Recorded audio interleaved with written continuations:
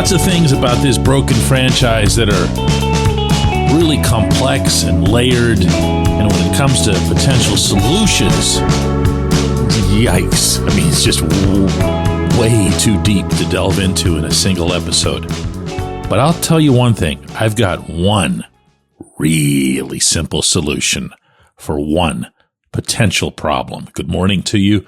Good Thursday morning. I'm Dejan Kovacevic of DK Pittsburgh Sports. This is Daily Shot of Pirates. Comes your way bright and early every weekday. If you're into football and or hockey, I also offer daily shots of Steelers and Penguins in the same place that you found this.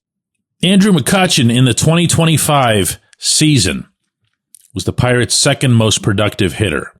You can call that damning him with faint praise, but you can't call it anything other than a fact.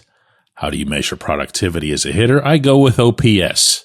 Catch-all stat. For anybody who doesn't know what it stands for, it's on base plus slugging percentage. So you factor in his walks, and he had 67 of those, more than anybody on the team.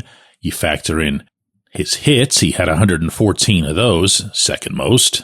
You factor in power. That's where the slugging comes in. He had 13 home runs, third most on the team. And relative to the two guys ahead of him on that home run list, O'Neal Cruz had 20, Brian Reynolds had 16. Those guys had, in order, 174 and 173 strikeouts. Cutch had 118. Now, again, I'm not suggesting that he had a spectacular MVP level Cutch from a decade ago kind of season, and neither would he. He and I talked about the season he was having as it was happening. He felt he was doing some good things. He felt he wasn't getting the results that he wanted at times. He felt like he was really tearing into the ball for long stretches and wouldn't be rewarded for it. But he also had a pretty good idea of what his role was on the team and where his place was on the team. And he met all of that, arguably exceeded a good bit of it. But for anybody who's unconvinced, I'll try it one additional way. If you go by qualified hitters, and you really should when you do this sort of thing, because productivity means, producing. It means volume. It means availability being the best ability. Only 3 players on the Pirates roster had the requisite 3.1 plate appearances per the team's games that would make them eligible for the National League batting title. That's been the math on that, by the way, forever. And those 3 players were the same 3 that I've been mentioning. Reynolds ranked first in OPS with 720, Cutch was second at 700, and Cruz was third at 676. So, second best hitter. Are there DHs out there who were more productive, more powerful? Yep, but that's not the context we're dealing with here. We're dealing with what's the Pittsburgh Pirates and what's plausible for the Pirates to send out there in 2026. And what's plausible comes within the realm of payroll's probably not going to go up.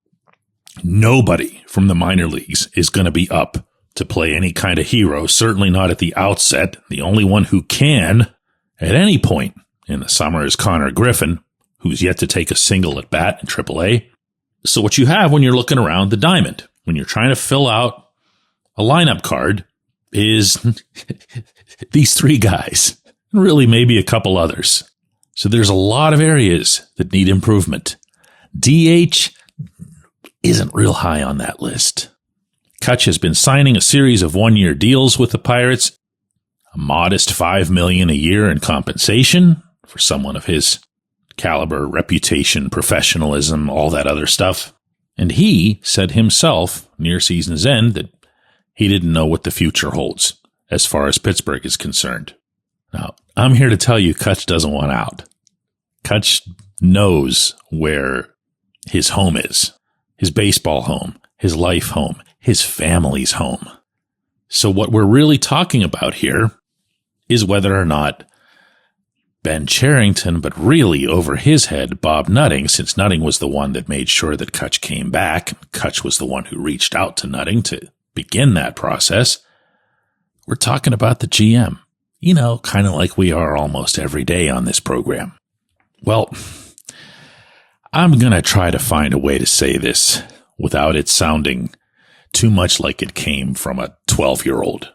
But there can't be anything more absurd or offensive to this franchise's already beaten and bruised fan base than to contemplate Nutting allowing Charrington to make the call on Cutch.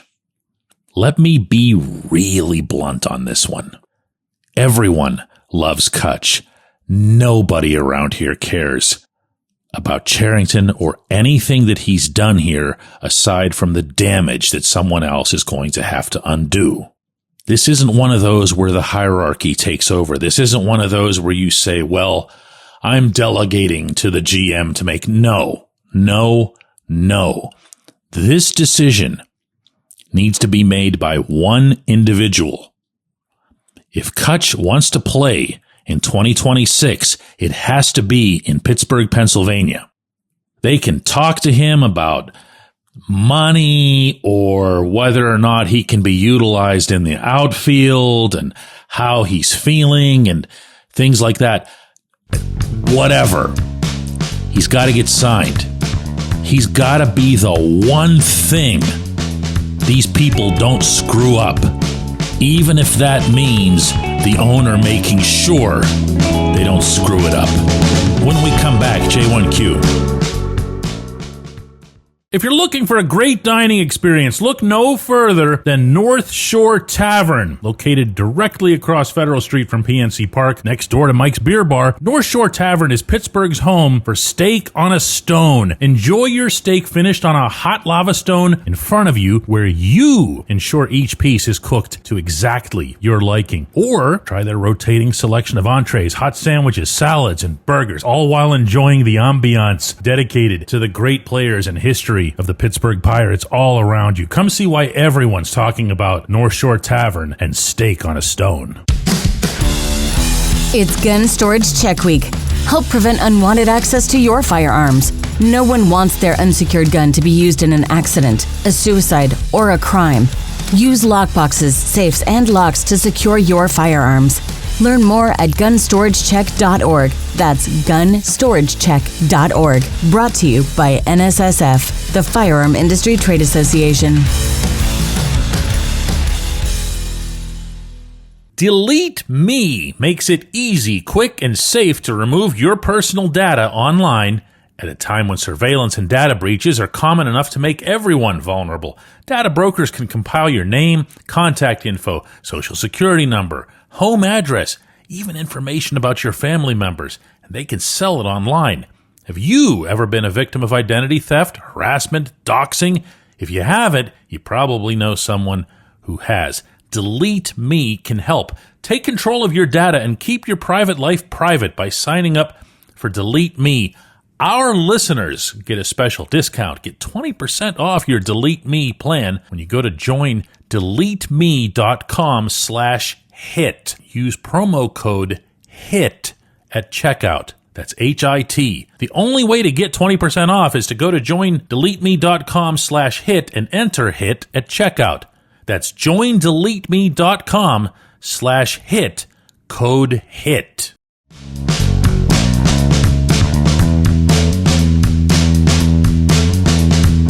Today's J1Q comes from Sean, one of our many military subscribers at DK Pittsburgh Sports. Sean says, DK, I get your point in your argument about pulling for the Dodgers, but it's really hard to see them succeed, since somehow the narrative is that there's some scrappy team and so scrappy that they spend as much as needed every time a player is hurt.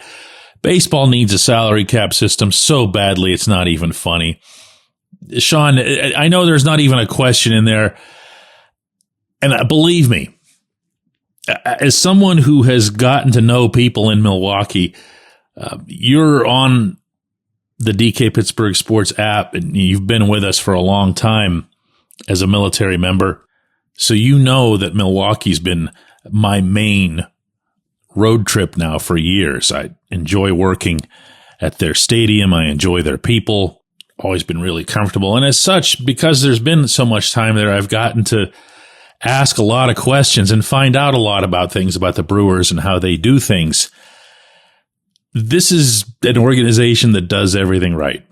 This is an organization that deserved a World Series championship or two already in the past decade. And that if this were a fair economic system, yeah, but it isn't. So what happens every time the Brewers get a player who blossoms into something truly special because they've done everything right?